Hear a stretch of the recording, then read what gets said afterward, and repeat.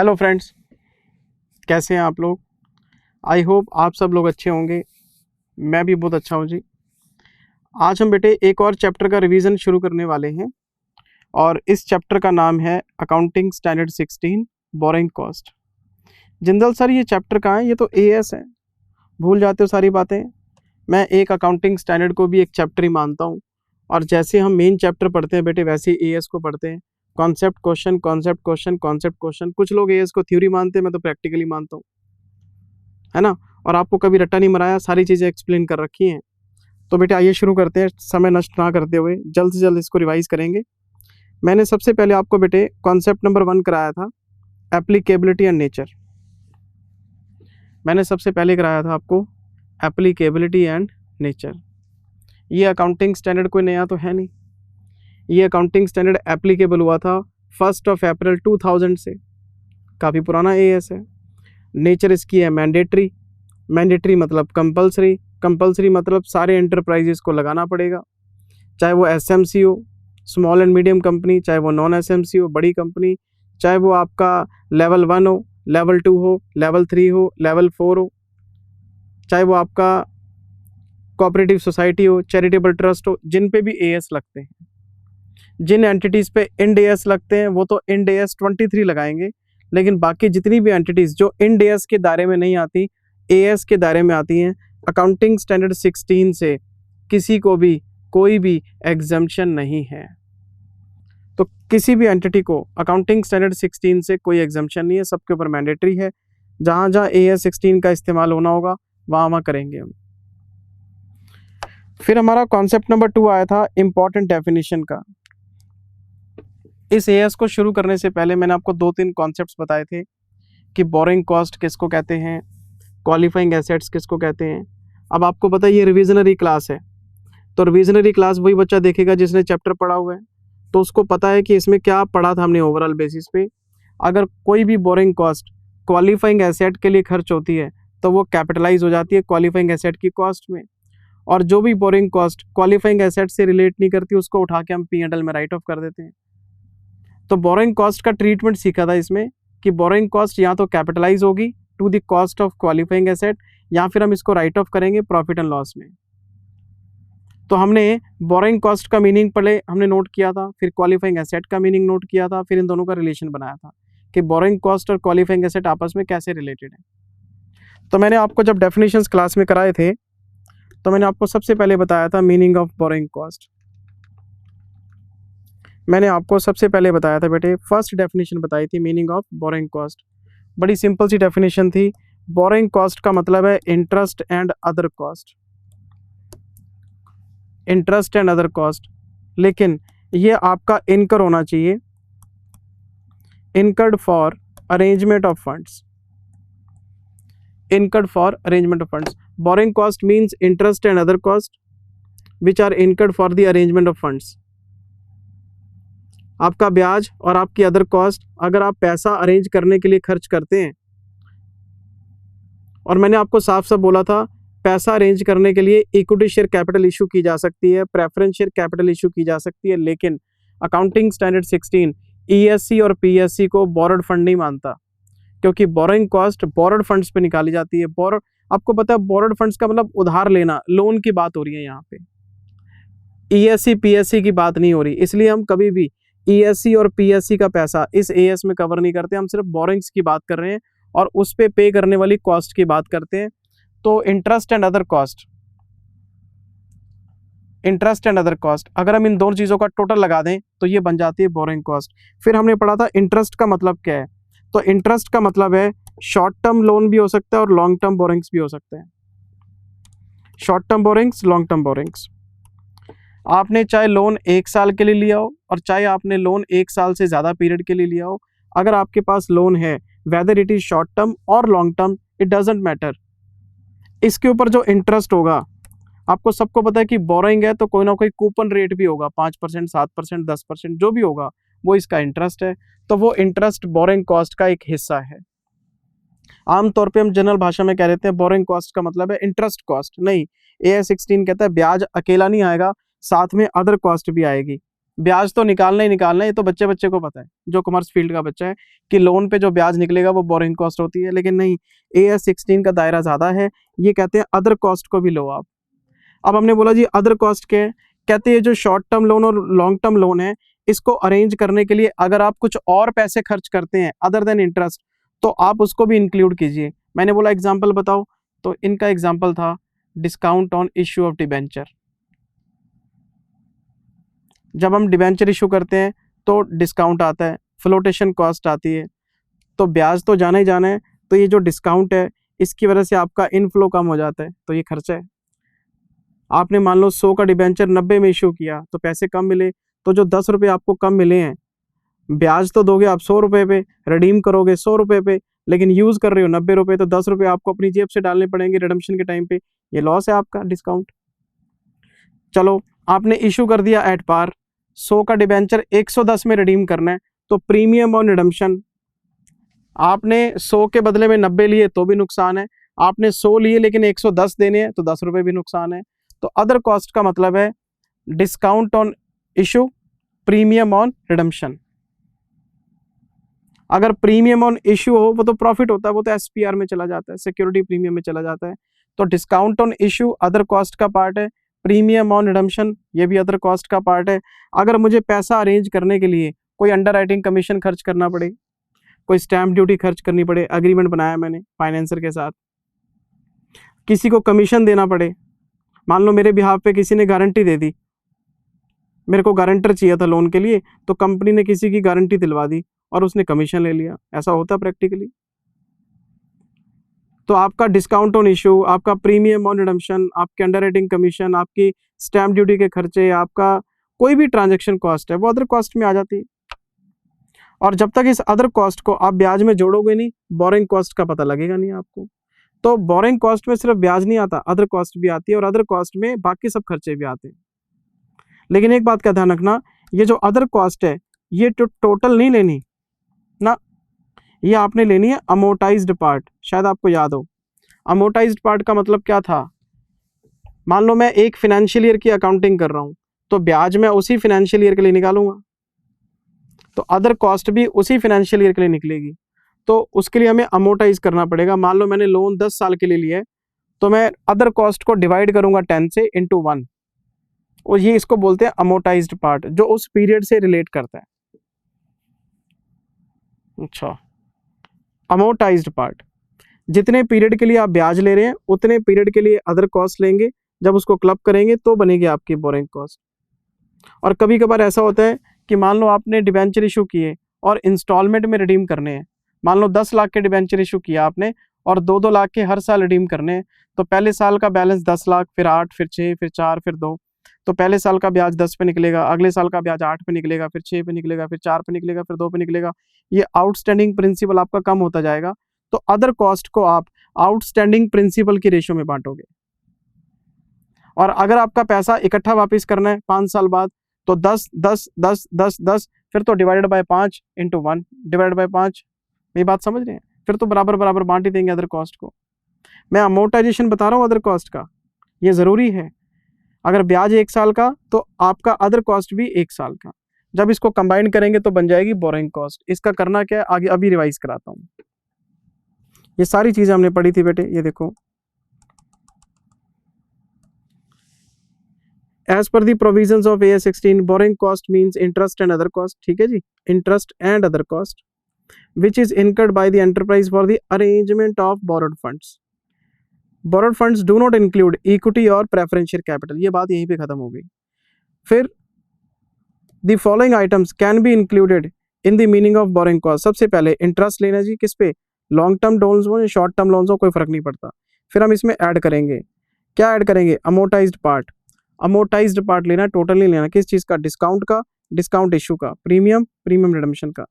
Premium issue का क्यों नहीं लेना, क्योंकि वो तो प्रॉफिट होता है, हम यहाँ पे लॉस निकाल रहे हैं।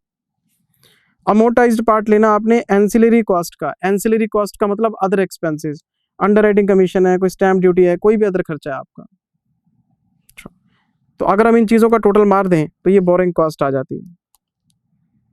और फिर मैंने ये जो स्टार लगा रखे हैं, ये जो मैंने स्टार लगा रखे हैं, किस चीज़ पे स्टार लगे हैं, अमोर्टाइज्ड पोर्शन पे, इसकी मैंने एक्सप्लेनेशन भी आपको लिखवाई थी। ये देखो, ये रहा जी अमोर्टाइज्ड पार्ट। अगर आपका loan after a certain period lump sum में पेबल है तो कुछ नहीं करना, अदर कॉस्ट लेनी है और डिवाइडेड बाय 5, मान लो 5 साल बाद रिडीमेबल है तो 5 से डिवाइड करके कॉस्ट पर एनम आ जाएगी।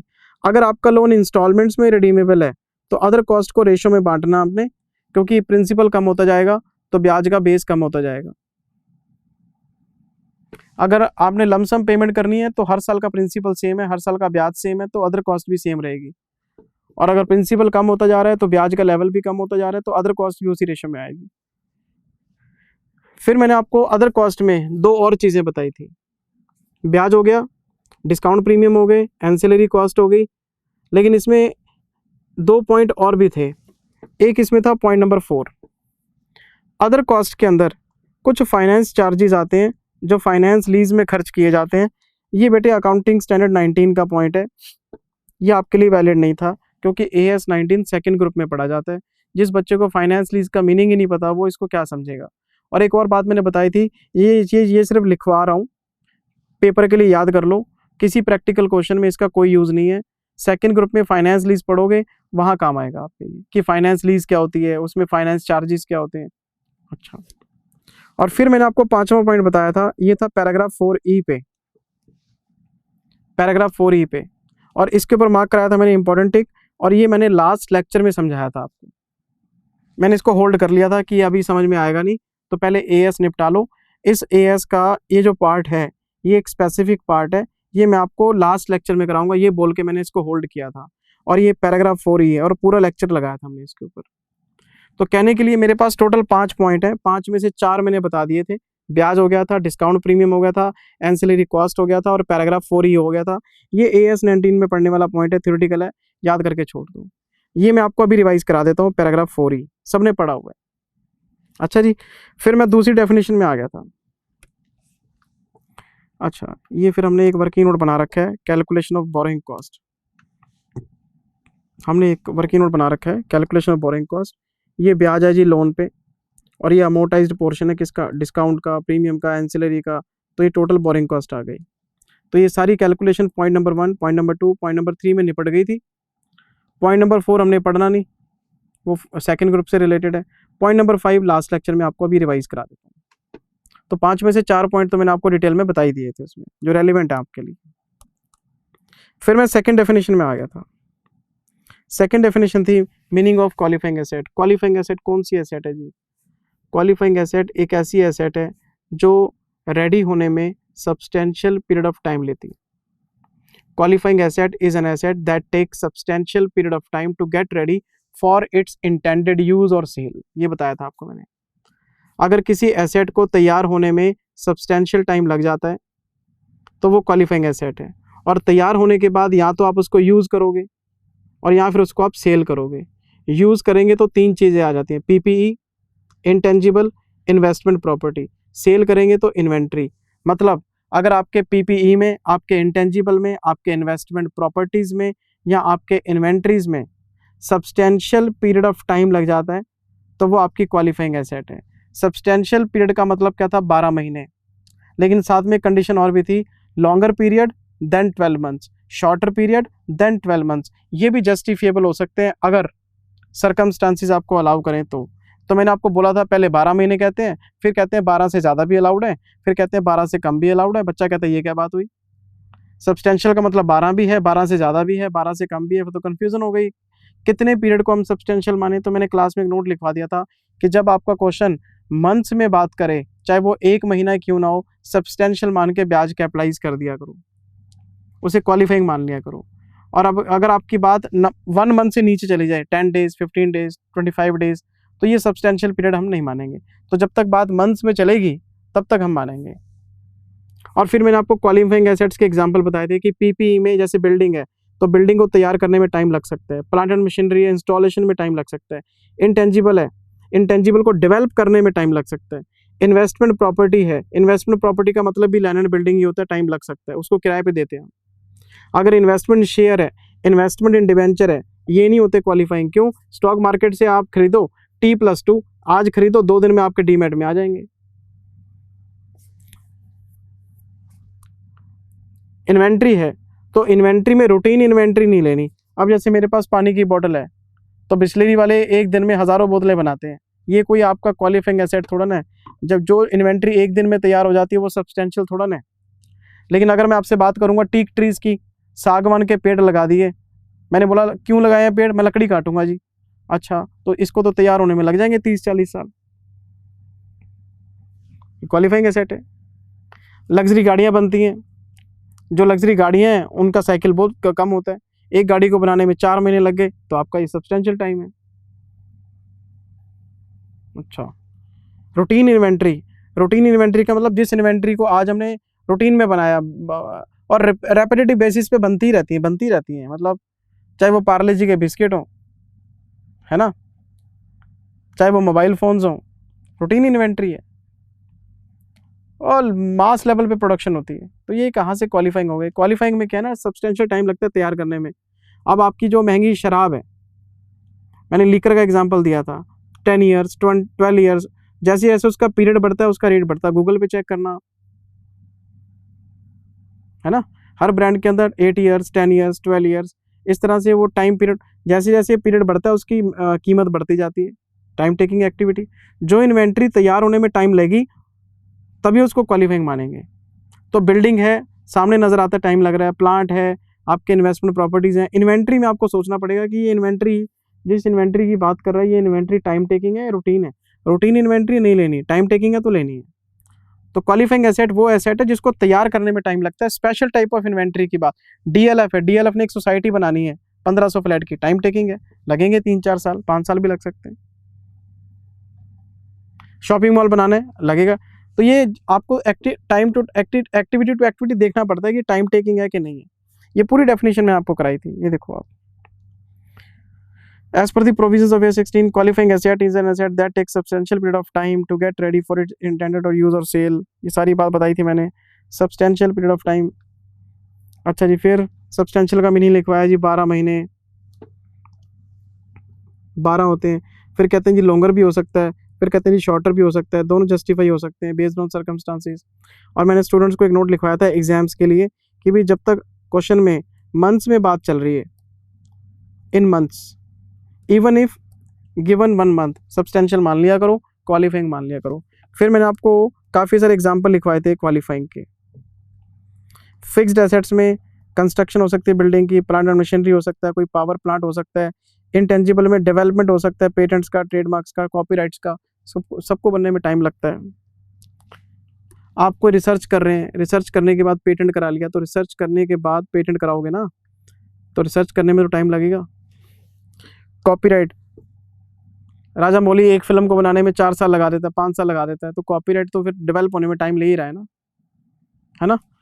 अच्छा, इन्वेंट्रीज हैं जी, ये अदर देन रूटीन इन्वेंट्री, मतलब एक्सपेंसिव लीकर हो गई, कोई एक्सपेंसिव कार हो गई, ये टाइम टेकिंग इन्वेंट्रीज होती है।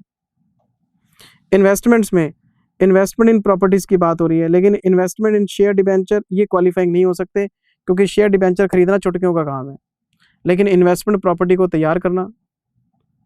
अच्छा जिंदल सर एक बात बताओ, अगर हमने इन्वेस्टमेंट प्रॉपर्टी कोई बनी बनाई परचेज कर ली, हमने कोई दुकान बनी बनाई ले ली, फिर क्वालिफाइंग कहाँ है? खरीदने में थोड़ा ना टाइम लगता है, बनाने में टाइम लगता है। अगर आप कोई बिल्डिंग बनी बनाई लोगे वो क्वालिफाइंग नहीं है। अगर आप कोई फैक्ट्री बनी बनाई लोगे फिर क्वालिफाइंग नहीं है। आप बिल्डिंग खुद बना रहे हो, टाइम लग रहा है, फैक्ट्री खुद बना रहे हो, टाइम लग रहा है, टाइम लगना चाहिए। अच्छा जिंदल सर इसका मतलब तो ये हुआ कि एक्विजिशन में कभी टाइम लगेगा ही नहीं, देखना पड़ेगा। एक्विजिशन हो सकता है, प्रोडक्शन हो सकता है, कंस्ट्रक्शन हो सकता है, कोई भी एक्टिविटी देखो आप, चाहे वो एक्विजिशन है, प्रोडक्शन है, कंस्ट्रक्शन है, हमें इस बात से फर्क नहीं पड़ता कि एक्वायर हो रही है, कंस्ट्रक्ट हो रही है, प्रोड्यूस हो रही है ना, हमें नहीं फर्क पड़ता। हम देखेंगे टाइम लग रहा है कि नहीं लग रहा। क्वालिफाइंग एसेट को क्वालिफाइंग तभी मानते हैं जब टाइम लगता है उसके अंदर, ये कॉन्सेप्ट था हमारा। मान लो मैंने चाइना से कोई मशीन इंपोर्ट करनी है, 6 महीने लग गया ना टाइम, खरीदी है मैंने, आने में 6 महीने लग गए, पेमेंट मैंने पहले दे दी, बैंक से लोन उठाया और पेमेंट मैंने पहले दे दी, आने में 6 महीने लगे, तो इस एक्विजिशन में टाइम लगा कि नहीं लगा? तो सिचुएशन टू सिचुएशन वेरी करती है सारी चीज़ें।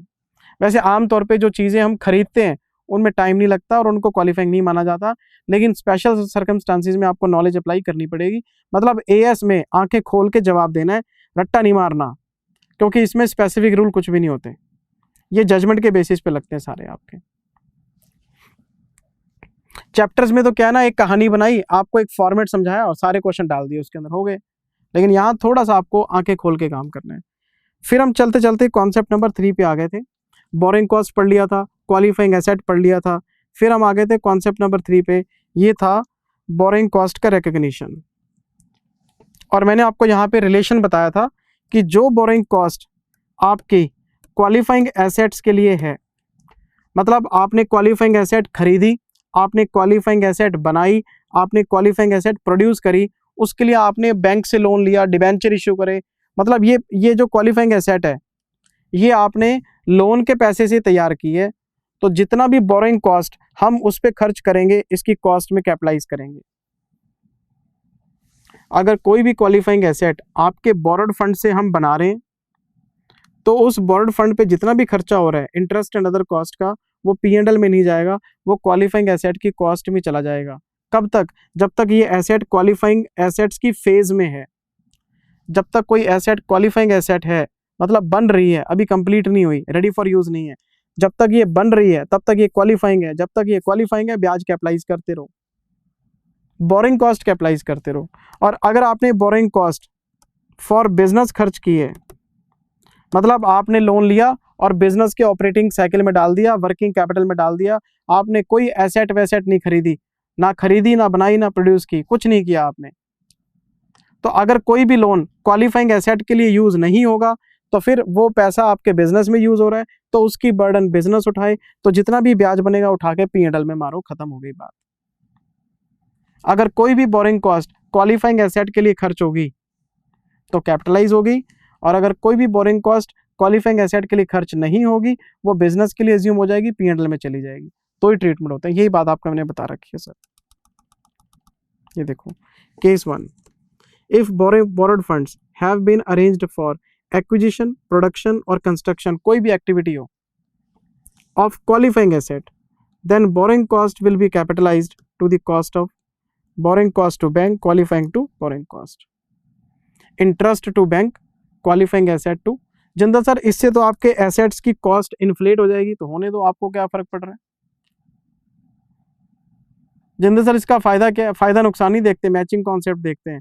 अगर आपका लोन एसेट के लिए है तो ब्याज भी एसेट में जाएगा, अगर आपका लोन बिजनेस में यूज हो रहा है तो P&L, उसकी बर्डन P&L उठाएगा।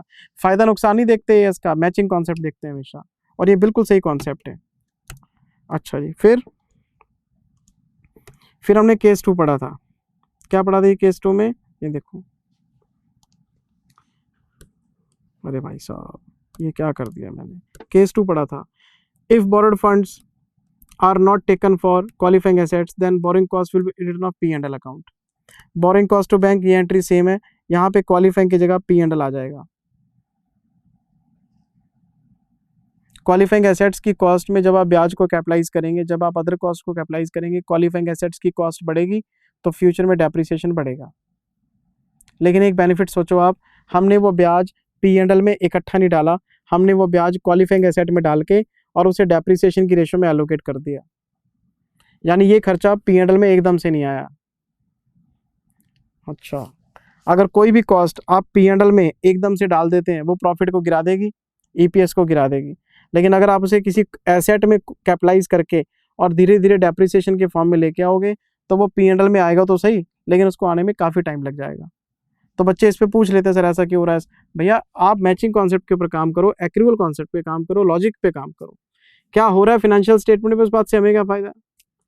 सर ऐसे तो EPS बढ़ जाएगी, ऐसे तो प्रॉफिट बढ़ जाएगा, तो हमने कुछ जानबूझ के थोड़ा ना बढ़ाया भाई, रूल ये है।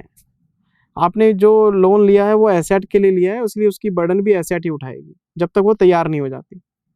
एक बार आपकी एसेट तैयार हो गई हम आ जाएंगे P&L में, क्यों? एसेट यूज होनी शुरू हो जाएगी बिजनेस के अंदर, तो हम ये मानेंगे लोन आपका बिजनेस के लिए है, फिर P&L में डालना। अच्छा, जब तक आपकी एसेट WIP स्टेज पे है, जब तक आपकी एसेट बन रही है तब तक ब्याज कैपिटलाइज होता है, उसके बाद नहीं होता। अच्छा जी, फिर हम आगे थे कॉन्सेप्ट नंबर 4 में।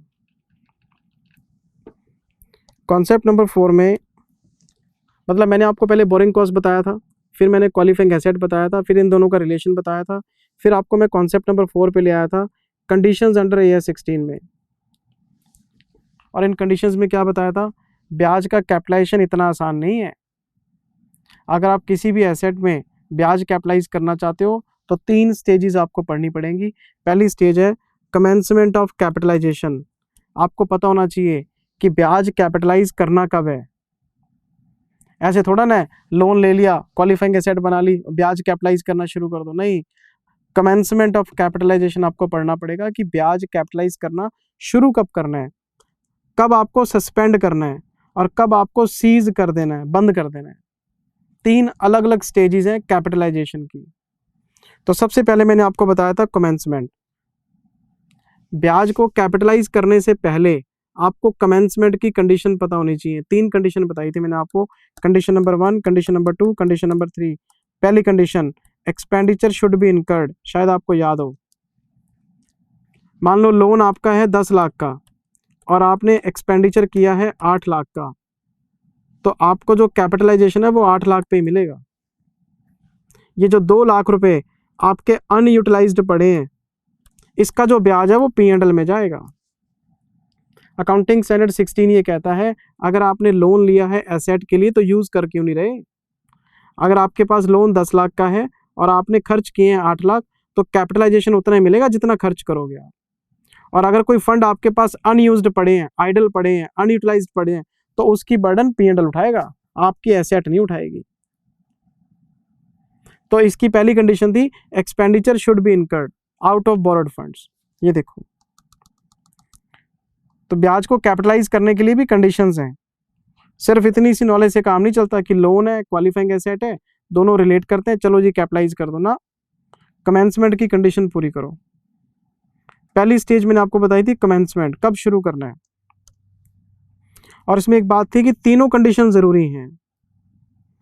ऐसा नहीं है कि कोई भी एक कंडीशन पूरी कर दोगे, ऑल 3 कंडीशंस आर मैंडेटरी। पहली condition, expenditure should be incurred out of borrowed funds. और मैंने इसकी एक्सप्लेनेशन दी थी, if any borrowed fund remains unutilized then borrowing cost on unutilized fund should be transfer to profit and loss account. तो loan आपका अगर 15 लाख का है, एक्सपेंस आपका मान लो 10 लाख का है, तो 10 लाख पे कैपिटलाइजेशन होगा। अच्छा, तो इसके 2 हिस्से बन जाएंगे, 10 लाख इनटू इंटरेस्ट रेट, ये तो जाएगा क्वालिफाइंग एसेट में, और जो बाकी का 5 लाख है इनटू इंटरेस्ट रेट, ये जाएगा P&L में। आइडल फंड्स की कॉस्ट क्वालिफाइंग में कैपिटलाइज नहीं होती। दूसरी कंडीशन बताई थी मैंने आपको, interest cost should be actual. Interest cost actual का मतलब, लोन आपका है 15 लाख का और आपने एक्सपेंडिचर कर दिया है 20 लाख का। लोन लिया है 15 लाख का और खर्चा हो गया 20 लाख का, खर्चा आपने ज़्यादा कर दिया। इसका मतलब ये हुआ कि 15 लाख रुपए तो लोन के हैं और 5 लाख रुपए आपने अपने फंड्स यूज़ किए हैं। मतलब अपने फंड्स का मतलब शेयर होल्डर फंड, और कौन से फंड्स, और कहाँ से पैसा आएगा। तो लोन वाले 15 लाख हैं। अच्छा, मेरे कहने का मतलब ये है कि अगर 20 लाख रुपए आप खर्च करेंगे, लोन आपका 15 लाख का है, तो आप इस पे इंटरेस्ट रेट नहीं लगा सकते ना, फिर केस उल्टा हो जाएगा। फिर हम यहाँ पे इंटरेस्ट रेट लगाएंगे और इसको हम क्वालिफाइंग एसेट में ले जाएंगे। कहने का मतलब ये है, interest cost should be actual. Actual cost से ज़्यादा तो हो ही नहीं सकता। 2 केस कराए मैंने आपको, 15 लाख का लोन, 10 लाख का एक्सपेंस। तो इसमें 10 लाख पे हमने कैपिटलाइजेशन लिया था क्योंकि इसमें अनयूटिलाइज फंड्स पड़े हैं। लेकिन जब दूसरा केस आया था कि 15 लाख के लोन है, 20 लाख का आपका एक्सपेंस है, इसका मतलब ओवर कैपिटलाइजेशन नहीं हो सकता।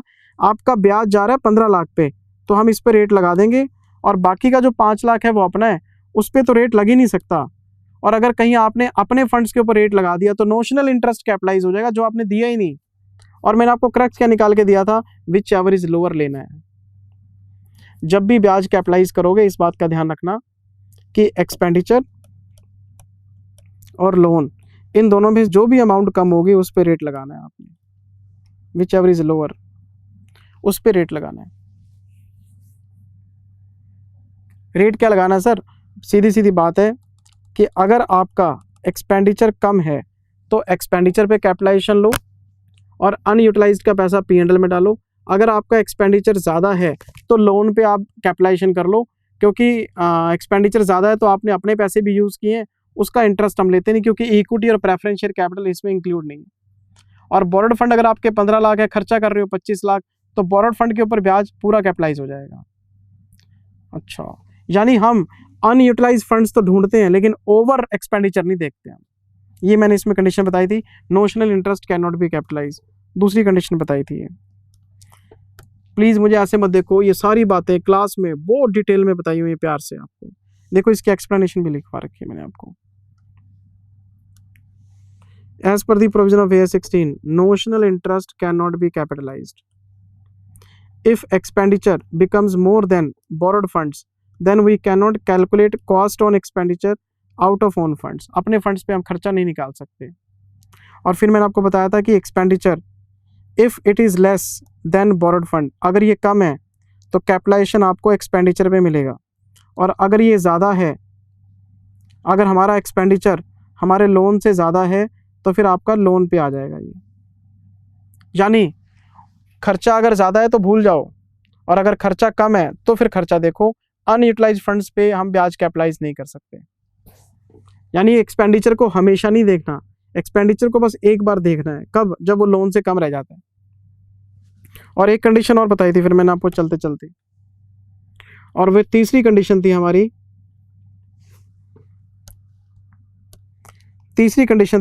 एक्टिविटीज की। Necessary activities should remain in continuation whether physical और एडमिनिस्ट्रेटिव। आपको बिल्डिंग बना रहे हैं, बिल्डिंग पे लेबर काम नहीं कर रही, क्यों? क्योंकि जो इंटीरियर है वो अपने नक्शे बना रहा है, तो वो भी कंस्ट्रक्शन एक्टिविटी का पार्ट है, एडमिनिस्ट्रेटिव वर्क है। काम करते करते आपको कोई लाइसेंस की ज़रूरत पड़ गई, आपने लेबर को रोक दिया और आप लाइसेंस लेने के लिए एमसीडी के ऑफिस चले गए, एडमिनिस्ट्रेटिव वर्क है। और जो आपको लेबर साइट पे काम करती नज़र आ रही है वो तो काम है ही। तो आपकी जो नेसेसरी एक्टिविटीज़ हैं, नेसेसरी एक्टिविटीज़ का मतलब जिन एक्टिविटीज़ को कंटिन्यू करके आपकी क्वालिफाइंग एसेट कंप्लीट एसेट बन जाएगी, वो आपकी कंटिन्यूएशन में रहनी चाहिए, चलती रहनी चाहिए, चलती रहनी चाहिए, चलती रहनी चाहिए, चलती रहनी चाहिए। पहली बात, लोन ले लिया है, खर्चा करो, खर्चा नहीं करोगे कैपिटलाइजेशन नहीं मिलेगा। दूसरी बात, खर्चा ज़्यादा करोगे तो ज़्यादा खर्चे पे आपको कैपिटलाइजेशन नहीं मिलेगा, नोशनल ब्याज नहीं आ सकता, फिर हम एक्चुअल ब्याज लेंगे।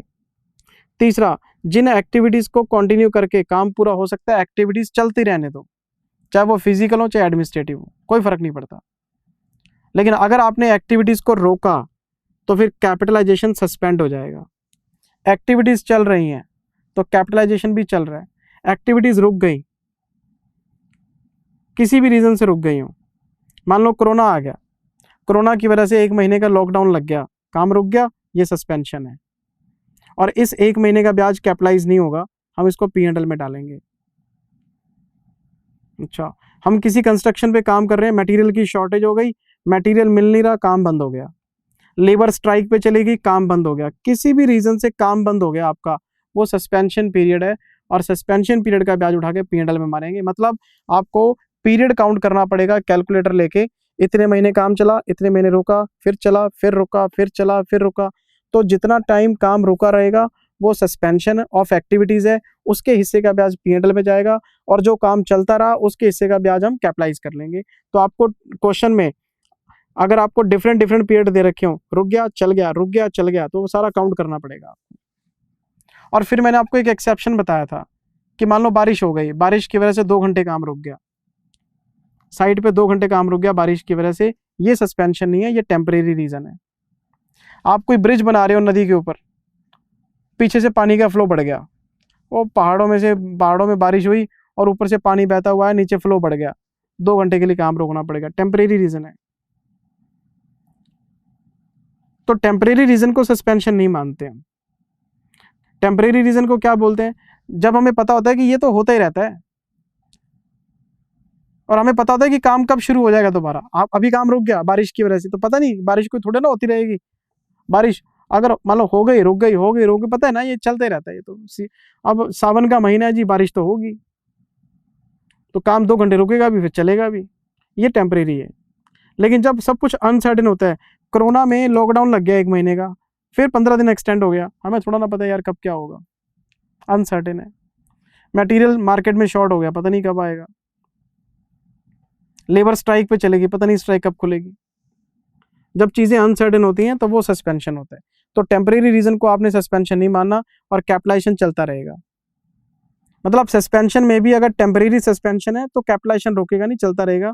लेकिन अगर सस्पेंशन नॉर्मल है तो फिर काम रुक गया तो कैपिटलाइजेशन रुक गया, और सस्पेंशन पीरियड का ब्याज आपको पीएनएल में डालना पड़ेगा। जितने दिन काम रुकेगा उतने दिन का ब्याज पीएनएल उठाएगा। और तीसरी स्टेज मैंने आपको बताई थी, फिर सस्पेंशन के बाद फिर मैंने आपको बताया था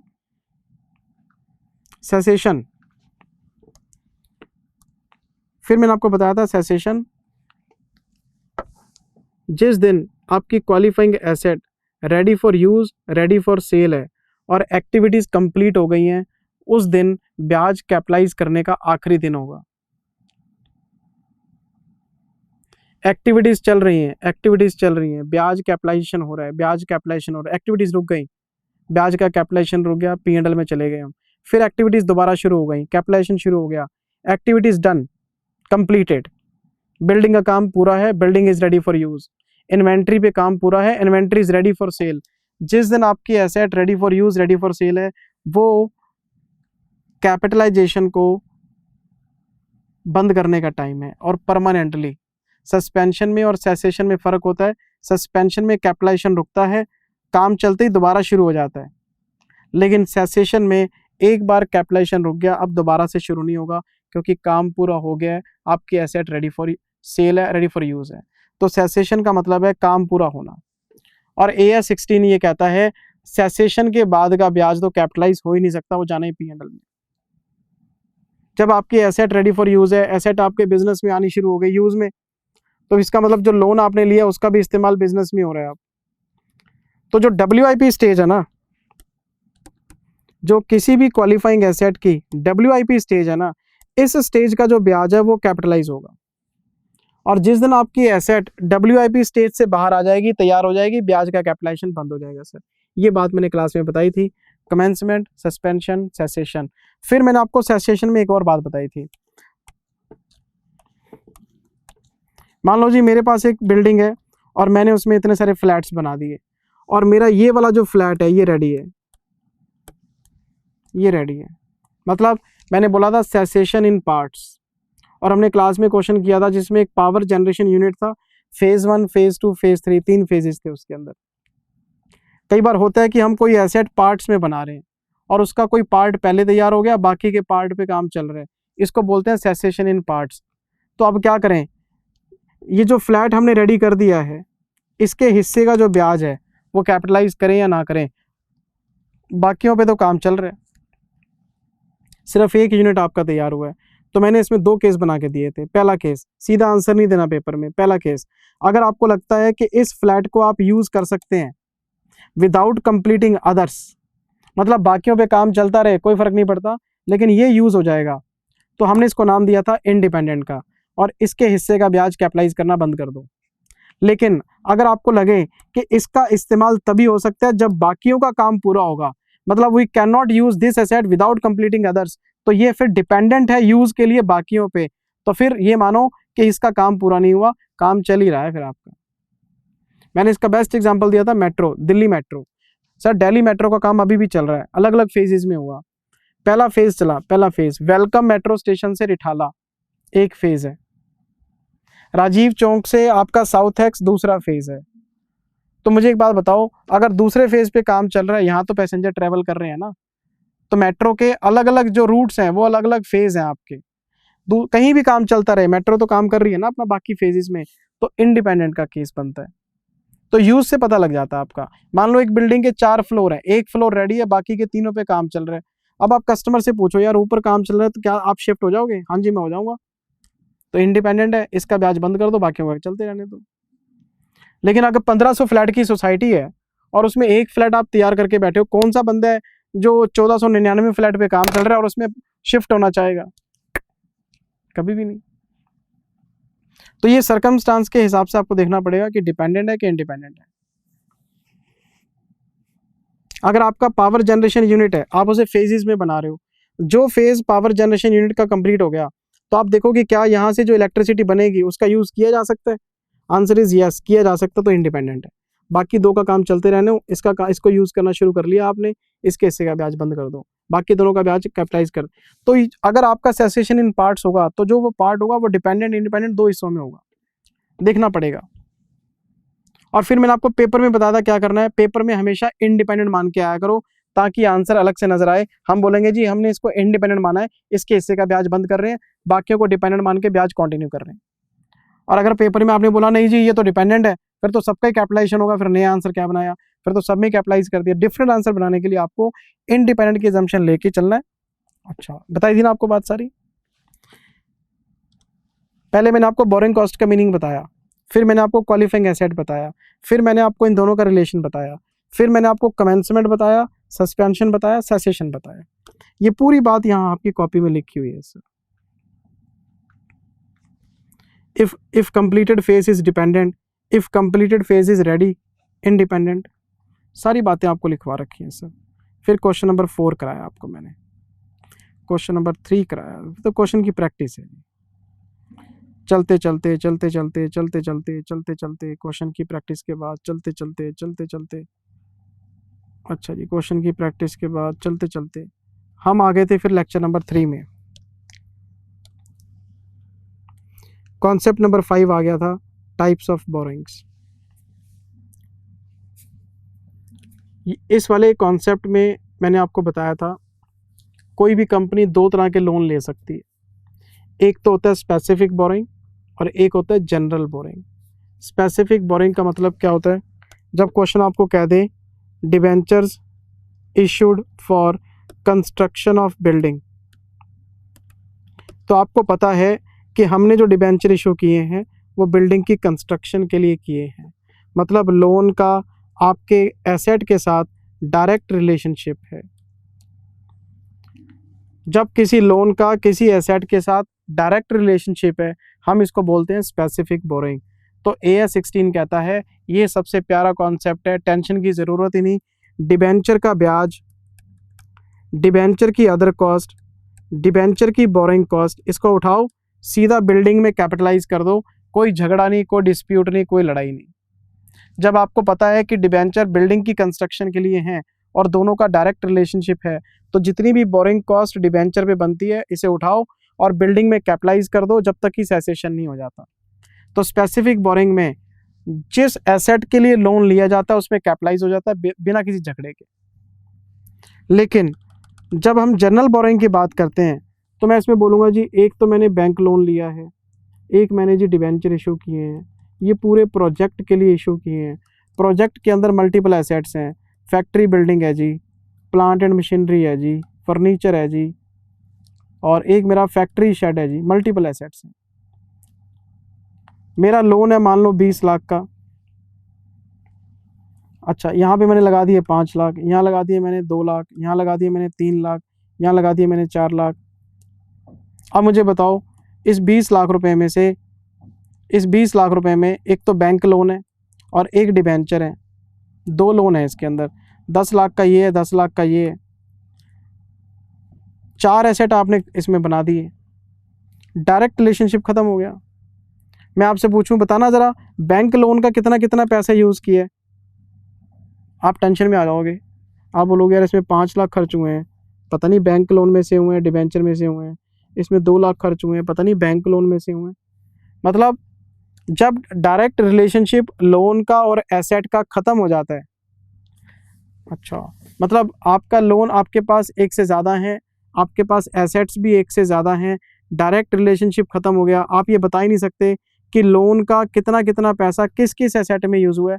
आप ओवरऑल बता सकते हो कि मैंने 20 लाख लिया था और 20 लाख में से मैंने ये एसेट अपनी लगाए हैं, 4 3 7 2 9 और 5 14 लाख रुपए मैंने 20 लाख में से खर्च कर लिए, 6 लाख अभी पड़े हैं, ये तो मैं बता सकता हूँ।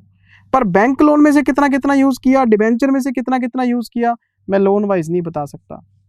तो जब आप लोन वाइज नहीं बता सकते सर तो सीधी सी बात है आपका डायरेक्ट रिलेशनशिप खत्म हो गया। इसको बोलते हैं जनरल बोरिंग। और जनरल बोरिंग में किसी भी लोन का किसी भी एसेट के साथ डायरेक्ट रिलेशनशिप इस्टेब्लिश करना बड़ा मुश्किल हो जाता है। तो यहाँ पे टेक्निक चेंज हो जाती है। यहाँ पे AS 16 कहता है आप एक रेट निकालो और उस रेट से आप कैपिटलाइजेशन करो। नहीं समझे, इसका पूरा नाम है weighted average capitalization rate. Weighted average capitalization rate.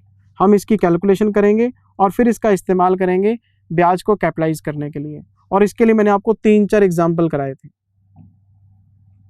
इसका एक फॉर्मूला भी कराया था, WACR is equal to borrowing cost actual divided bye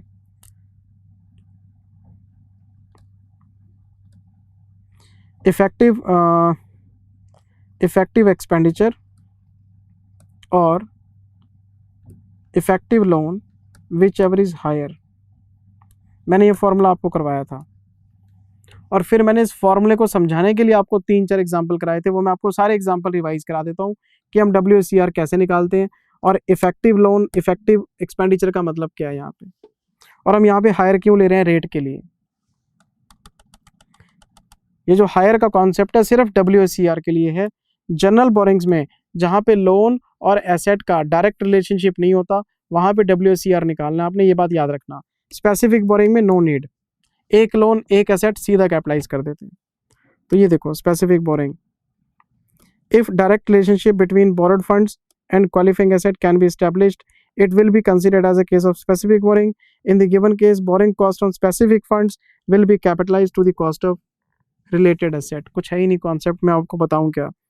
main पंगा किस में था? मेन पंगा था केस नंबर 2 में।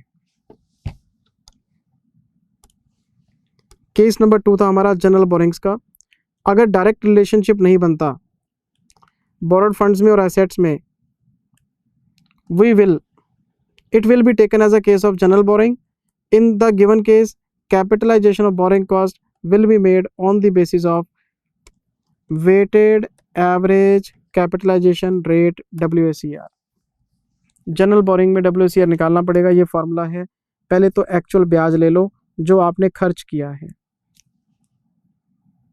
ठीक है जी। इसको डिवाइड करेंगे इफेक्टिव बोरोड फंड से और इसको डिवाइड करेंगे इफेक्टिव एक्सपेंडिचर से, जो भी इन दोनों में से हायर बैठेगा। अब ये क्या फॉर्मूला है, एग्जांपल के थ्रू देखते हैं। ये मेरा पहला एग्जांपल था जी। ये मान लो हमने पहला एग्जांपल ले लिया। मान लो मेरे पास 10% डिबेंचर हैं 50 लाख के, एक मेरे पास 15% बैंक लोन है 70 लाख का। आपको साफ साफ पता लग रहा है कि मैंने 1 करोड़ 20 लाख का लोन लिया है। अगर मैं इस पे ब्याज निकालता हूं तो ये बनता है 5 लाख, और अगर मैं इस पे ब्याज निकालता हूं तो ये बनता है 10.5 लाख का।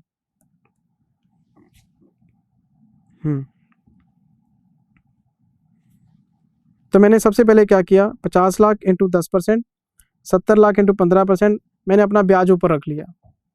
अब मैं ये चेक करता हूं कि मैंने एक्सपेंडिचर कितना किया है। ये मेरा एक्सपेंडिचर है जी, 48 और 42, ये 90 और 18, 108, ये 108 है। मुझे एक बात बताओ, मैंने लोन कितना लिया? मैंने लोन लिया है 120, और मैंने पैसा खर्च कितना किया? मैंने पैसा खर्च किया है 108, यानी मेरा एक्सपेंडिचर कम है। एक्सपेंडिचर कम होने का मतलब मेरे पास अनयूज्ड फंड्स पड़े हैं, मेरा एक्सपेंडिचर लो चल रहा है। तो मुझे अनयूज्ड फंड्स के हिस्से की बोरिंग कॉस्ट निकालने के लिए 120 को नीचे रखना ही पड़ेगा। तो मैंने 50 लाख प्लस 70 लाख, विच एवरेज हायर कितना था? 120, मैंने 120 को नीचे रखा और रेट निकाल लिया। कितना रेट आ गया मेरा? 12.92। और फिर जब मैंने 12.92 का यूज़ करना शुरू किया कि जी ये मेरा ब्याज बनता है एक्चुअल में, इसमें से बिल्डिंग में, प्लांट में, शेड में इस रेट से कैपिटलाइज कर दिया, एक्सपेंडिचर इनटू रेट, तो ये मेरा अनयूज्ड फंड्स पे अपने आप आ जाएगा। अगर आपने यहाँ पे 120 की जगह 108 ले लिया, तो मुझे आप एक बात बताओ, अगर आपने विच एवरेज हायर की जगह मर्जी चलाई और नीचे एक्सपेंडिचर रख लिया, तो अनयूज्ड फंड्स का ब्याज कभी नहीं निकाल पाओगे, क्योंकि 108 के हिसाब से अगर आप रेट निकालोगे तो रेट ज़्यादा निकलेगा और ये एक्सपेंडिचर पे लग जाएगा, अनयूज्ड फंड्स निकलेंगे नहीं आपके। तो अनयूज्ड फंड्स का ब्याज निकालने के लिए आपको विच एवरेज हायर के हिसाब से लोन को डिनोमिनेटर में रखना चाहिए। 108 पे कैपिटलाइज हो जाएगा, 12 अपने आप बैलेंसिंग फिगर बचेगा, उसे P&L में डाल देंगे। तो ये पहला केस बनता है जिसमें हमारा एक्सपेंडिचर कम था और हमारा जो लोन था वो ज़्यादा था। तो विच एवर इज हायर के हिसाब से लोन नीचे आ गया और रेट निकाल दिया, और उसके बाद हमने ये कैपिटलाइजेशन का हिसाब बना दिया 1 2 3, बाकी ब्याज अपने आप अनयूज्ड फंड्स पे आ जाएगा। फिर मैंने एक एग्जांपल और लिया इसमें, इस बार मैंने उल्टा केस कर दिया, देखना ध्यान से। मैंने लोन लिया 40 लाख का 10% पे, 15% लिया 60 लाख पे। अगर मैं इंटरेस्ट निकालता हूँ तो मेरा 4 लाख का ब्याज यहाँ बनता है और मेरा 9 लाख का ब्याज यहाँ बनता है, 13 लाख का ब्याज बनता है जी टोटल। ठीक है जी। और मेरा लोन कितना बनता है, 100 लाख का लोन बनता है जी टोटल। यहाँ देखो टोटल कितना बनता है, 110 और 30 140। अब मैं पुराने वाली टेक्निक से चलता हूँ। मैंने क्या किया, 13 लाख लिया और इसको डिवाइड कर दिया 100 से, 13% निकाल लिया। मैंने विच एवर इज हायर को यूज़ नहीं करा। बच्चे को लगा पिछली बार सर ने लोन को डिनोमिनेटर में रखा था, हम इस बार भी लोन को डिनोमिनेटर में रखेंगे और रेट को 13% निकालेंगे। 13% आ गया। अब इस 13% को आप इस पे लगाओगे, इस पे लगाओगे, इस पे लगाओगे, तो ये 140 पे लग जाएगा, ओवर कैपिटलाइजेशन हो जाएगा। क्यों? क्योंकि notional interest can not B capitalised. आपने जब लोन लिया है 100 लाख का है तो आप 140 का ब्याज कैसे कैपिटलाइज कर सकते हो? अब ओवर कैपिटलाइजेशन को बचाने के लिए, ओवर कैपिटलाइजेशन को अवॉइड करने के लिए आपके पास एक ही तरीका है। अगर आप थोड़ी सी टेक्निक चेंज कर दो अपनी, अगर आप इसके नीचे 140 को रख दो तो रेट आपका लो आएगा। रेट लो आएगा तो अपने आप वो एडजस्ट हो जाएगा सब कुछ। तो 140 पे रेट लगाओगे भी तो भी आपको वो 100 का रिजल्ट ही देगा, क्योंकि रेट आपने कम कर लिया अपना। तो जब हम लोन को डिनोमिनेटर में रखते हैं तो हम अनयूज्ड फंड्स का ब्याज निकालना चाहते हैं, लेकिन जब हम एक्सपेंडिचर को डिनोमिनेटर में रखते हैं तो ओवर कैपिटलाइजेशन को अवॉइड करते हैं। इतना कौन सोचे, whichever is higher. WCR निकालने के लिए आप लोन देखो, अपना एक्सपेंडिचर देखो, विच एवर इज हायर निकालो, डिनोमिनेटर में रखो, रेट निकालो, रेट को लगा दो। रेट को लगाना किस पे, एक्सपेंडिचर पे। बैलेंसिंग फिगर बचेगा तो P&L में डाल देंगे, नहीं तो जय श्री राम बोल के आगे बढ़ेंगे। इतना सा काम था बस। सारी बातें क्लास में बताई हुई हैं सर, प्लीज ऐसे मत देखो, मैं तो रिवीजन करा रहा हूँ, मैंने कौन सा कॉन्सेप्ट बताने हैं आपको। फिर मैंने एक और एग्जांपल कराया था जिसमें इफेक्टिव का मीनिंग निकल के आया था। ये देखो आप, इसमें क्या था, हमने लोन लिया था जी 20 लाख का, और वो भी 1/5 को, यानी 11 महीने के लिए। नहीं, 1 जनवरी से लेके 31 दिसंबर है, तो मई जून जुलाई अगस्त सितंबर अक्टूबर नवंबर दिसंबर, 8 महीने के लिए। तो 20 लाख रुपए, इसका 10% और 8/12 ये इसका ब्याज आएगा। ये लोन हमने कब लिया है, 15% डिबेंचर लिया फरवरी को, तो 10 लाख रुपए का लोन है जी, 15% रेट है इसका और 11 महीने का ब्याज है। अब मुझे बताओ, अगर आपका इंटरेस्ट 8 महीने का है, इंटरेस्ट 11 महीने का है, तो आपको लोन भी तो उतने ही पीरियड के लिए लेना पड़ेगा। इफेक्टिव का मतलब क्या है, पूरे साल का लोन है तो लोन भी पूरे साल का है। अगर आपका इंटरेस्ट प्रोपोर्शनेट है तो आपका लोन भी प्रोपोर्शनेट हो जाएगा। मैं दिखाता हूँ कैसे। फिर हमने क्या किया था, 20 लाख इंटू 10% इंटू, ये आ गया था हमारा 1.33। हाँ 1.33 आया ना, हाँ ये देखो 1.33, ठीक है। ये आ गया हमारा 1.33, ये आ गया 1.33, और ये आ गया 1.5 लाख,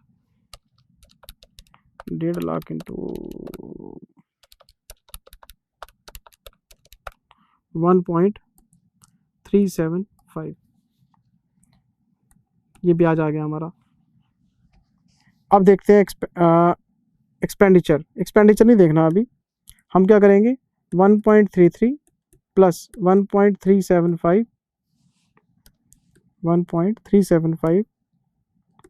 इसको डिवाइड करेंगे पहले बोरोड फंड से। इफेक्टिव का मतलब समझते हो, मैंने 20 लाख रुपए का लोन लिया, कितने महीने के लिए, 8 महीने के लिए, प्लस ये मैंने 10 लाख का लोन लिया लेकिन 11 महीने के लिए। इसको बोलते हैं इफेक्टिव बोरोड फंड्स। जितने महीने का आपने ऊपर ब्याज लिखा है उतने महीने का ही मैंने नीचे लोन लिखा है। अब मैं इसका करूंगा कंपैरिजन, किस चीज के साथ, इफेक्टिव एक्सपेंडिचर के साथ। बिल्डिंग 25 लाख 8 महीने काम हुआ है, ओए होए। प्लांट 15 लाख 6 महीने काम हुआ है। अदर क्वालिफाइंग एसेट 10 लाख 1 महीने काम हुआ है। लो जी 25 लाख इंटू 8/12, 15 लाख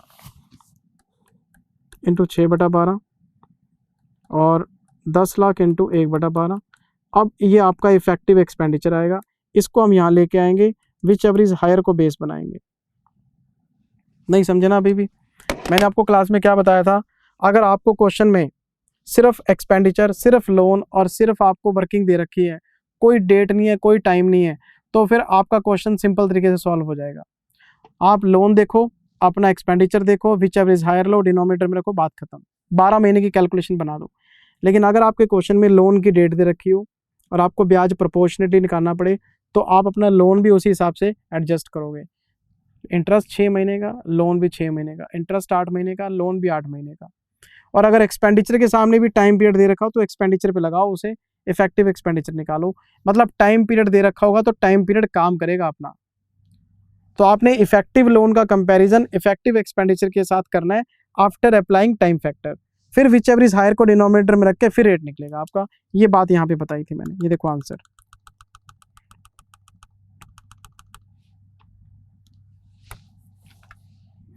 ये देखो आंसर। पहले हमने ब्याज निकाला 11 महीने 8 महीने का, फिर हमने लोन निकाला 11 महीने 8 महीने का, 2250 आ गया। फिर हमने एक्सपेंडिचर पे टाइम फ्रेम लगाया 8 6 1। फिर whichever is higher, expenditure ज़्यादा है 25 लाख, तो डिनोमिनेटर में 25 लाख को लेके रेट निकाल लिया और उसके बाद लगा दिया, उसको आंसर आ गया।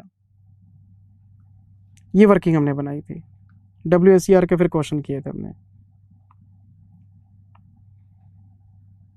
फिर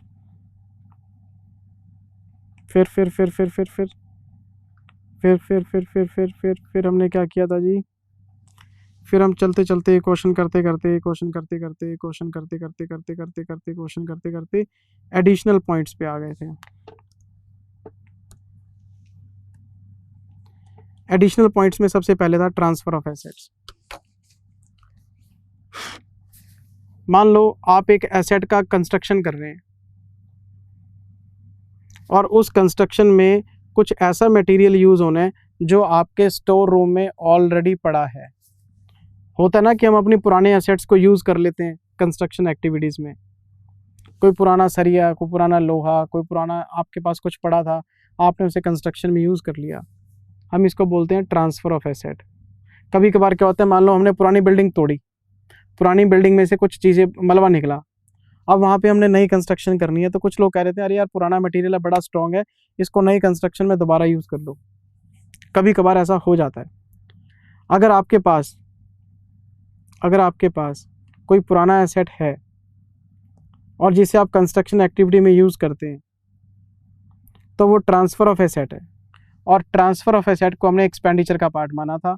मतलब मैंने यहाँ पे ये बात समझाई थी कि एक्सपेंडिचर करना मतलब कैश पेमेंट करना नहीं है। आपने लोन लिया, पैसा आ गया, फिर आपने वो पैसा खर्च कर दिया तो एक्सपेंडिचर बन गया। तो जब आप एक्सपेंडिचर की वर्किंग बनाते हैं, क्यों, पहली कंडीशन थी एक्सपेंडिचर शुड बी इनकर्ड, तो AS 16 कहता है कि एक्सपेंडिचर आपका कैश में भी पे हो सकता है, ट्रांसफर ऑफ एसेट में। तो अगर आप अपने पुराने एसेट्स को यूज़ करते हैं तो वो भी एक्सपेंडिचर का पार्ट है। मतलब मैंने कैश पेमेंट की 10 लाख, अपने एसेट्स को यूज़ कर लिया 2 लाख, तो मेरा एक्सपेंडिचर 12 लाख माना जाएगा। तो मैं 12 लाख का कंपैरिजन करूंगा लोन के साथ। तो सिर्फ कैश पेमेंट को आपने लोन से कंपेयर नहीं करना, cash payment plus transfer of asset, ये फंडा क्लास में बताया था। और जितने भी पुराने एसेट्स आप कंस्ट्रक्शन में यूज़ करते हैं, आप उनकी फेयर वैल्यू पे आप उसको एक्सपेंडिचर मानोगे। ये बात क्लास में हमने डिस्कस करी थी। बिल्कुल ठीक बात है जी। जो भी उसकी आज की फेयर वैल्यू मतलब करंट वैल्यू बनती है, जो as per the provisions of A16 transfer of asset means consumption of existing material into the construction और प्रोडक्शन ऑफ क्वालिफाइंग एसेट। ठीक है जी। Current value means fair value of such existing material will be considered as an expenditure on qualifying asset. It means that capitalisation will be allowed on such transfer of asset. जब किसी asset को हम use करते हैं तो वो expenditure में जाके जुड़ जाती है। जब वो एक्सपेंडिचर का पार्ट बन गई, अब एक्सपेंडिचर का कंपैरिजन होगा लोन के साथ, तो कैपिटलाइजेशन में आ गया ना वो। तो एक्सपेंडिचर का मतलब सिर्फ कैश पेमेंट नहीं है, ट्रांसफर ऑफ एसेट भी है। ये बात हमने डिस्कस करी थी। फिर हमने टेम्परेरी इनकम की बात की थी। मैंने लोन ले लिया 10 लाख रुपए का और कंस्ट्रक्शन अभी 6 महीने बाद शुरू हो गई। लोन मैंने पहले ले लिया और इसका यूटिलाइजेशन स्टार्ट होगा 6 महीने बाद। तो मैंने लोन लिया है 10% पे, मेरे को तो ब्याज मार देगा। मैंने इसकी 7% पे एफडी करा दी और वो एफडी कराई है 6 महीने के लिए, क्योंकि 6 महीने बाद ये पैसा मेरे यूज़ में आ जाएगा। आज मेरे को लोन दे रहा था बैंक, मुझे लगा कि यार आज ये लोन दे रहा है, कल को पता नहीं क्या पॉलिसी रहेगी, या लोन मैंने ले लिया, मुझे याद था काम शुरू हो जाएगा, लेकिन काम शुरू करते करते टाइम लग गया। तो फॉर द टाइम बीइंग मैंने क्या करा, अपना ब्याज की बर्डन कम करने के लिए मैंने ये पैसा एफडी में डाल दिया और वहाँ से कुछ इनकम कमा ली। तो अगर मैं 10% पे करूँगा तो 7% कमाऊँगा एफडी पे, तो मेरा नेट जो है 3% ही बोरोइंग कॉस्ट है। तो ये बात AS 16 कहता है कि आपने जितना ब्याज पे किया उसमें से माइनस करो टेम्परेरी इनकम, तो जो नेट बोरोइंग कॉस्ट आपकी आएगी उसको हम कैपिटलाइज करेंगे। ये हमने पढ़ा था, ठीक है जी। और ये जो हम इनकम कमाते हैं ये टेम्परेरी इसलिए होती है क्योंकि पैसा तो हमने क्वालिफाइंग एसेट के लिए लिया है, वो तो पैसा यूज नहीं हो रहा था, तो ब्याज की बर्डन पड़ रही थी, उसको रिड्यूस करने के लिए पैसा इन्वेस्ट किया हमने। फिर हमने पढ़ा था pre payment premium. Pre payment premium, मैंने कोटक महिंद्रा से लोन ले लिया 15% पे, 10 करोड़ का, मैंने कोई फैक्ट्री बनानी थी। 3 महीने बाद मेरे पास AU स्मॉल बैंक का मैनेजर आया, कहता जी कहाँ फंस गए कोटक में, मेरे से लोन ले लो। मैंने बोला भाई तू क्या देगा, कहता 12% पे ले लो। मेरी तो आंखें खुल गई, उसको मैं 15% दे रहा हूँ, 10 करोड़ पे 15% के हिसाब से 1.5 करोड़ का ब्याज आएगा, ये 12% पे दे रहा है, 1 करोड़ 20 लाख का ब्याज, 30 लाख बच रहे हैं मेरे साल के। अच्छा, मैं कोटक के पास गया, मैंने बोला यार मैं तुम्हारा लोन वापस करना चाहता हूँ। मैनेजर कहता तुम हमारे चंगुल में फंस गए। मैंने बोला कैसे, कहते टाइम से पहले लोन वापस करने आओगे, हम आपसे प्री पेमेंट प्रीमियम ले लेंगे, कॉम्पनसेशन देंगे आपसे। इतना बढ़िया क्लाइंट जा रहा है हमारा, हमें ब्याज का नुकसान हो जाएगा, बड़ी मुश्किल से मुर्गी फंसाई थी। मैंने बोला मैं क्यों कॉम्पनसेशन दूंगा, कहना एग्रीमेंट खोल लो। मैंने एग्रीमेंट पढ़ा, उसमें लिखा हुआ था टाइम से पहले पेमेंट करोगे तो आपको 10 लाख रुपए कॉम्पनसेशन देना पड़ेगा बैंक को। इसको प्री पेमेंट प्रीमियम बोलते हैं। मैंने AU वाले को बोला यार 10 लाख मांग रहे हैं, वो कहता सर फिर भी फायदा है, ब्याज आपका कम जा रहा है। मैंने बोला ठीक बात है, मैं कहा लाओ तुम ब्याज मुझे लोन सैंक्शन करो, तुम्हारा पैसा मैं वहाँ रीपे कर दूंगा। इसको बोलते हैं कि मेरे को अगर सस्ता लोन मिल रहा है तो मैं स्विच ओवर करूंगा, मैं उसको छोड़ दूंगा, यहाँ आ जाऊंगा, ये सस्ते रेटों पे लोन दे रहा है। लेकिन वो जो 10 लाख रुपए की पेनल्टी लग गई मुझे कोटक महिंद्रा को देने के लिए, वो पेनल्टी मांग रहे हैं टर्मिनेशन के लिए, तो AS 16 उसको अदर कॉस्ट का पार्ट नहीं मानता, क्योंकि अदर कॉस्ट का मतलब था अरेंजमेंट ऑफ फंड्स। यहाँ फंड्स अरेंज नहीं हो रहे, यहाँ तो आप प्लानिंग कर रहे हो अपनी। तो अगर कोई भी प्री पेमेंट प्रीमियम आप पे करते हैं for the switching over of loan, तो वो अलाउड नहीं है आपका कैपिटलाइजेशन के लिए। इस तरह का प्रीमियम हमेशा P&L में राइट ऑफ होगा और कैपिटलाइजेशन में नहीं आएगा। It means that it will not be allowed for capitalisation as other cost because it does not relate with the arrangement of funds. ये बात हमने क्लास में पढ़ी थी सर। फिर मैंने आपको बताया था ग्रांट। मान लो DLF का एग्जांपल लिया हमने, DLF ने 1500 फ्लैट बनाने हैं और 1500 फ्लैट के लिए पैसा खर्च कर रहा है, मटेरियल, लेबर, ओवरहेड्स, ये एक्सपेंडिचर आ गया। लेकिन आपको ये भी पता है कि इसको कस्टमर से प्रोग्रेस पेमेंट मिलेगी। जैसे जैसे फ्लैट का कंस्ट्रक्शन आगे बढ़ेगा तो कंस्ट्रक्शन लिंक प्लान होते हैं, कुछ ना कुछ प्रोग्रेस पेमेंट आएगी आपके पास। तो मान लो DLF ने 50 करोड़ खर्च किए हैं और 10 करोड़ कस्टमर से ले लिए प्रोग्रेस पेमेंट के, तो AS 16 कहता है कि हम आपका एक्सपेंडिचर 40 लाख ही मानेंगे और जो कैपिटलाइजेशन मिलेगा वो नेट पे मिलेगा आपको। मान लो आपने कोई एसेट खरीदी 10 लाख की, 2 लाख की ग्रांट ले लिया आपने, तो आपकी जेब से तो 8 लाख ही निकले, हम एक्सपेंडिचर 8 लाख मानेंगे और इस 8 लाख का कंपैरिजन आपके लोन के साथ करेंगे। तो जब आप ट्रांसफर ऑफ एसेट की बात करते हैं वो एक्सपेंडिचर में जुड़ जाते हैं, लेकिन अगर आपको ग्रांट और प्रोग्रेस पेमेंट के थ्रू पैसे मिलते हैं तो वो एक्सपेंडिचर में से कट जाते हैं। तो सीधी सी बात है, एक्सपेंडिचर की कैलकुलेशन एक बहुत बड़ा मुद्दा है इस चैप्टर के अंदर। पैसे देते रहेंगे, एक्सपेंडिचर में जुड़ता रहेगा, वापिस मिलते रहेंगे, एक्सपेंडिचर कम होता जाएगा आपका। ट्रांसफर ऑफ एसेट है तो एक्सपेंडिचर बढ़ा देंगे हम, तो जो एक्सपेंडिचर लास्ट में बचेगा उसका कंपैरिजन लोन से करके कैपिटलाइजेशन करेंगे, क्योंकि एक्सपेंडिचर अगर लोन से ज़्यादा है फिर तो लोन पे कैपिटलाइजेशन मिलेगा और एक्सपेंडिचर अगर कम है तो एक्सपेंडिचर में मिलेगा। नोशनल ब्याज हम कैपिटलाइज कर नहीं सकते, अनयूटिलाइज का भी ब्याज कैपिटलाइज नहीं कर सकते। ये बात आपको एक्सपेंडिचर की इसलिए बताई जा रही है। ये देखो आप। अच्छा, फिर क्वेश्चन नंबर भी कराया था मैंने इसमें। देखो मैंने क्या लिखवाया था इसमें, if any amount is recovered in the form of grant और progress payment then it will be adjusted expenditure incurred while computing net expenditure for the capitalization purpose। पैसे खर्च करते रहो, खर्च करते रहो, खर्च करते रहो, एक्सपेंडिचर में जोड़ते रहो, जोड़ते रहो, पैसा ग्रांट के थ्रू वापस आ गया, प्रोग्रेस पेमेंट के थ्रू वापस आ गया, एक्सपेंडिचर कम हो गया, ट्रांसफर ऑफ एसेट कर दिया, एक्सपेंडिचर दोबारा बढ़ गया। ये सारी कैलकुलेशन हमने करी थी सर। पहला पॉइंट ट्रांसफर ऑफ एसेट पड़ा, दूसरा पॉइंट टेम्परेरी इनकम पड़ा, तीसरा पॉइंट आपका गवर्नमेंट ग्रांट और प्रोग्रेस पेमेंट का पड़ा, और चौथा पॉइंट आपका प्री पेमेंट प्रीमियम का बताया मैंने आपको। ये एडिशनल पॉइंट्स हैं। पहले हमने बोरिंग कॉस्ट पढ़ा, फिर क्वालिफाइंग एसेट पढ़ी, फिर दोनों का लिंक पढ़ा, कमेंसमेंट पढ़ा, सस्पेंशन पढ़ा, सेसेशन पढ़ा, स्पेसिफिक बोरिंग पढ़ा, जनरल बोरिंग पढ़ा। जनरल बोरिंग में WSCR निकाला, WSCR में लोन के नीचे दो चीज़ों में से हायर निकाला, फिर अलग से आपको एडिशनल पॉइंट्स। कितना कुछ पढ़ा हमने ये 16 में बच्चे। अच्छा, फिर हम आगे आ गए, चलते रहे चलते रहे चलते रहे चलते रहे चलते रहे चलते रहे, क्वेश्चन क्वेश्चन क्वेश्चन क्वेश्चन चलते रहे चलते रहे चलते रहे, क्वेश्चन क्वेश्चन क्वेश्चन चलते रहे चलते रहे चलते रहे। फिर हम आगे थे लास्ट कॉन्सेप्ट पे, जिसकी मैंने आपसे बात की थी, paragraph 4E, very very important, exchange differences पे। इसमें मैंने आपको एक पॉइंट बताया था कि अगर हम लोन लेते हैं और वो भी फॉरेन करेंसी में, लेकिन ये फॉरेन करेंसी लोन आपका क्वालिफाइंग एसेट के लिए है। अगर हम फॉरेन करेंसी लोन लेते हैं लेकिन क्वालिफाइंग एसेट के लिए लेते हैं, तो अकाउंटिंग स्टैंडर्ड 16 का पैराग्राफ 4E अपने आप इफेक्ट में आ जाएगा। एक क्वालिफाइंग एसेट होनी चाहिए, फॉरेन करेंसी लोन होना चाहिए, तो पैराग्राफ 4E काम करेगा। 4E ये बात कहता है कि सबसे पहले आप ये बताओ, फॉरेन करेंसी में लोन आपने लिए क्यों? इंडिया के बैंक मर गए थे क्या?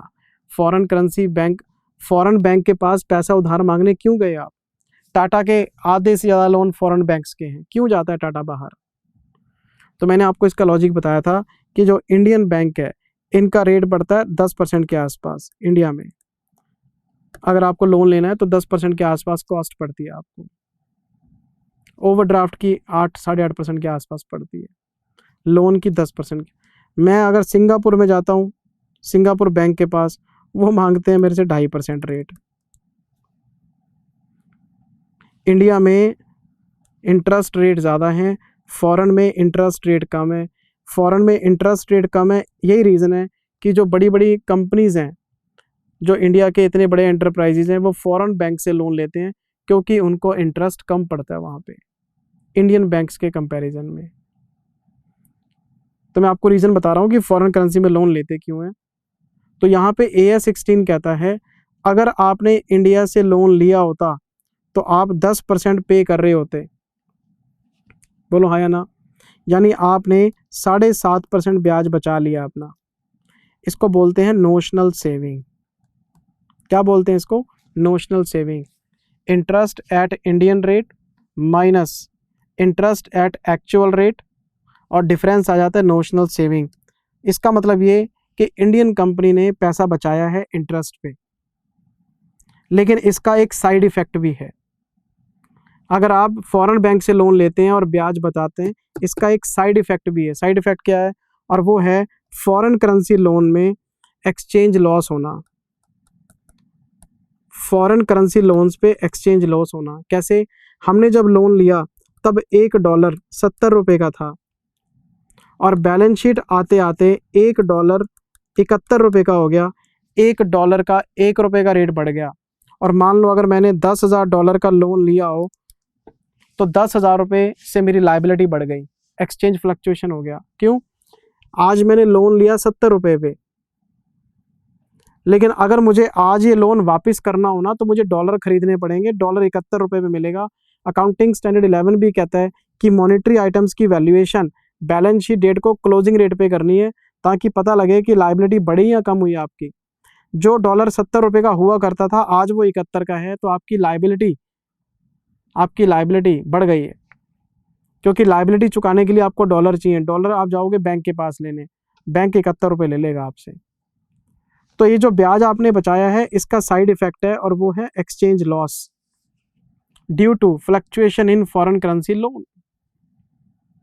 तो ये जो एक्सचेंज लॉस हुआ आपको, ये जो लाइबिलिटी इंक्रीज हुई है, हमारा AS11 हमें कहता था कि इसको P&L में डाल दो, AS11 सीधा कहता है P&L में डाल दो, लेकिन AS16 कहता है ना ना ना, अकाउंटिंग स्टैंडर्ड 16 ये कहता है ये जो एक्सचेंज लॉस है आपका, इसको प्रॉफिट एंड लॉस में मत डालो। अभी पैराग्राफ 4E सुनो क्या कहता है।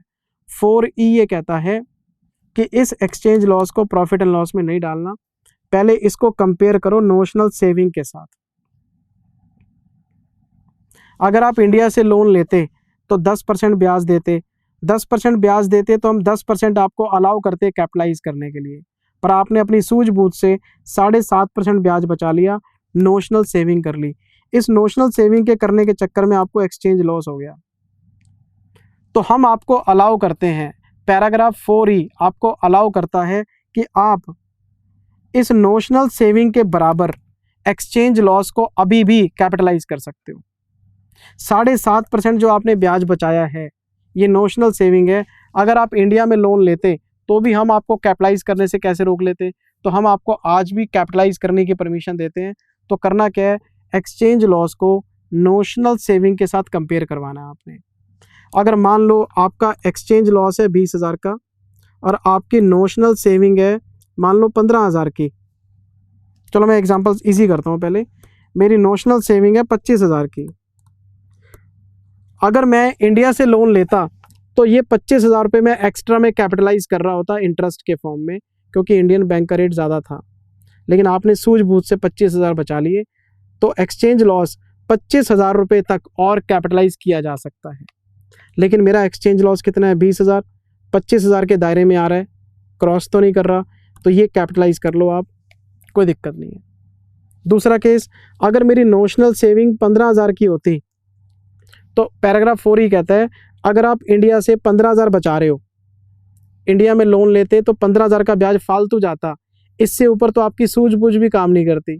आपका एक्सचेंज लॉस कितना हो गया, 20,000, आपकी सेविंग कितनी है 15,000, तो 15,000 तो आप कैपिटलाइज कर लो 4E के हिसाब से, और जो बाकी का 5,000 का एक्सचेंज लॉस है इस पे AS11 लगा के P&L में डाल दो, क्योंकि हमारी लिमिट तो सिर्फ नोशनल सेविंग तक की है। सीधी सीधी बात, अगर आपका एक्सचेंज लॉस नोशनल सेविंग तक है तो कैपिटलाइज कर लो, और अगर नोशनल सेविंग को क्रॉस करेगा तो P&L में डाल दो। लेकिन नोशनल सेविंग एक मैक्सिमम लिमिट बना दी हमने एक्स्ट्रा में कैपिटलाइज करने की, कि अगर आप इंडिया से लोन लेते तब भी तो कैपिटलाइज करते, अब भी कर लो, कोई चक्कर वाली बात नहीं। तो आपने एक्सचेंज लॉस का कंपैरिजन नोशनल सेविंग के साथ कराना है। अगर नोशनल सेविंग तक की लिमिट में आपका एक्सचेंज लॉस आ रहा है, अच्छा अकाउंटिंग सेविंग की नहीं कर रहे, अकाउंटिंग एक्सचेंज लॉस की कर रहे हैं, नोशनल सेविंग तो एक लिमिट है, इससे यहां तक आप कैपिटलाइज कर सकते हो। तो अगर आपका एक्सचेंज लॉस इस लिमिट तक आ रहा है तो सारा कैपिटलाइज हो जाएगा, लेकिन अगर इस लिमिट को क्रॉस करेगा तो ऊपर वाला पोर्शन P&L में जाएगा। तो नोशनल सेविंग एक डेड लाइन है, अकाउंटिंग तो एक्सचेंज लॉस की करेंगे। तो एक्सचेंज लॉस की अमाउंट है जी 20,000, नोशनल सेविंग है 21,000 की, तो ये लिमिट है 21,000 की, इस लिमिट के नीचे नीचे ही है ना, कैपिटलाइज कर लो। और अगर आपका एक्सचेंज लॉस 22,000 का हो गया, लिमिट 21 की है, तो 1,000 रुपये आपको P&L में डालने पड़ेंगे, ये पढ़ा था हमने। और इंडिया में सर आपको पता है फॉरेन करेंसी इंडिया से मजबूत है सर, और एक्सचेंज लॉस आना ही आना है। फिर एक बच्चे ने क्वेश्चन पूछ लिया था मुझसे, चिंतल सर मान लो नोशनल सेविंग है, अच्छा, और सर उधर से डॉलर का रेट गिर गया, और डॉलर का रेट गिर गया, एक्सचेंज गेन आ गया, फिर क्या करोगे? तो फिर तो जय श्री राम जय श्री राम जय श्री राम करेंगे, जय श्री राम करेंगे। क्यों? इधर भी प्रॉफिट उधर भी प्रॉफिट, इधर ब्याज बचा लिया, उधर अपने को एक्सचेंज गेन हो गया, लायबिलिटी कम हो गई, जय श्री राम करेंगे। फिर हम, भगवान ने हमारा साथ दे दिया, एक्सचेंज गेन को उठा के P&L में क्रेडिट कर देंगे और सेविंग के ऊपर कांटा मार देंगे, यहाँ भी सेविंग वहां भी सेविंग, तो कहाँ सेट ऑफ करते फिर हैं हम, तो दोनों हाथों में लड्डू हैं सर। जय श्री राम जय श्री राम जय श्री राम, जितनी बार लोगे राम का नाम उतनी बार होगा आपका कल्याण, लेना दिल से है सर। लेना दिल से, राम का नाम दिल से, 2 शब्दों का प्यारा नाम, जय श्री राम जय श्री राम। राम कहते ही मन में शांति आ जाती है। जय श्री राम जय श्री राम जय श्री राम। कुछ मूर्ख हैं, एक बंदे ने मेरे से बहस की, वैसे बहस का विषय तो है नहीं, मैं वैसी बात कर रहा हूँ। एक मूर्ख ने मेरे से बहस की, कहते राम भगवान थोड़ा थे, राजा थे। मैं कहा हाँ भाई, भगवान नहीं थे, राजा थे। समंदर के ऊपर तू बांध दे पुल। अरे जिनके पैरों से स्पर्श पाके एक चट्टान की मुक्ति हो गई, अहल्या माता की मुक्ति हो गई है, जिन्होंने शिव धनुष हाथ लगाते तोड़ दिया। अच्छा ऐसा करो, आपको ना लक्ष्मी नगर से ITO जाना है। एक नया बंदा दिल्ली में आया है, मेरी बात ध्यान से सुनना। एक नया बंदा दिल्ली में आया है और इतनी दुनिया आसपास, उसने लक्ष्मी नगर से ITO जाना है। गूगल मैप निकालते हैं और गूगल मैप से पहुंच जाते हैं। जिसके पास मोबाइल नहीं है वो पूछ पूछ के जाता है, भाई साहब ये पता होता है भी जाना कहाँ है। भगवान राम माता सीता को ढूंढते ढूंढते लंका तक पहुंच गए। ना कोई गूगल, ना कोई बताने वाला, जंगलों के रास्ते से पहुंच के दिखाओ। ये भगवान ही कर सकते हैं भाई। राम सेतु, रावण, अरे भाई साहब ये बातें हमारी समझ से बाहर हैं। मैं तो छोटी सी बात में निकाल देता हूँ, छोटी सी बात में सारांश।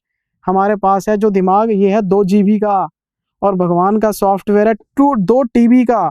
2 TB को 2 GB में डालने की कोशिश करोगे, पेन ड्राइव फट जाएगी। उससे बढ़िया मान लो, एक्सेप्ट कर लो इन चीज़ों को। हमारे बस की बात नहीं है समझना, हमारे बस की बात नहीं है। डॉक्टर भगवान है, लेकिन डॉक्टर भी आपको कहते हैं भगवान को प्रे कर लो जी, अब तो आपकी दुआएं काम आएंगी। मेडिकल साइंस भी मानती है भगवान को। आपने कभी डॉक्टर्स का साइन देखा है? डॉक्टर्स का साइन एक सेंटर में एक आपने देखा होगा तो एक स्टिक होती है और उसके साथ लिपटते हुए 2 सांप जाते हैं ऐसे।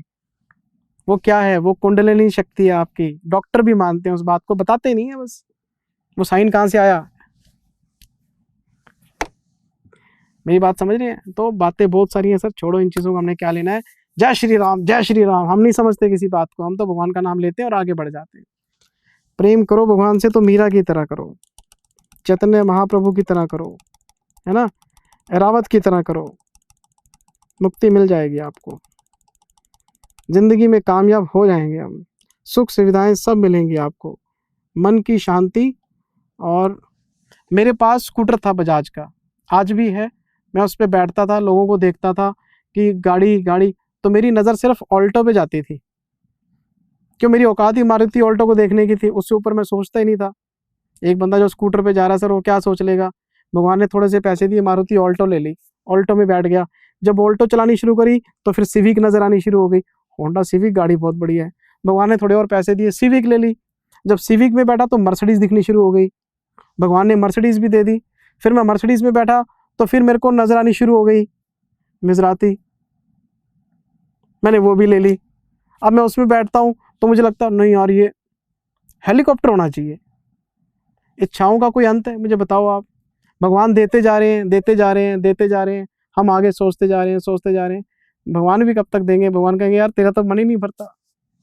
स्कूटर से लेके यहाँ तक की जो तेरी जर्नी है, कैसे तूने पूरी करी बता। तो मैं जब पास में मुड़ के देखता हूँ, मैं बहुत सेटिस्फाइड आदमी हूँ सर। मुझे लगा भगवान ने बहुत कृपा की है, बहुत कुछ दिया है। मैं I am very thankful to the God, I am very thankful to God, I am very thankful to Shri Ram. जय श्री राम। और आप यकीन मानेंगे, आज मैं गाड़ी का इस्तेमाल करता ही नहीं। घर के पास ऑफिस है, पैदल आता हूँ, पैदल जाता हूँ। स्कूटर भी छोड़ दिया, गाड़ी भी छोड़ दी, वो खड़ी है घर पे गाड़ियाँ सर, मज़ा ही नहीं आता अब तो पैदल। अब ये लगता है कि 11 नंबर गाड़ी पे चलेंगे तभी मज़ा आएगा।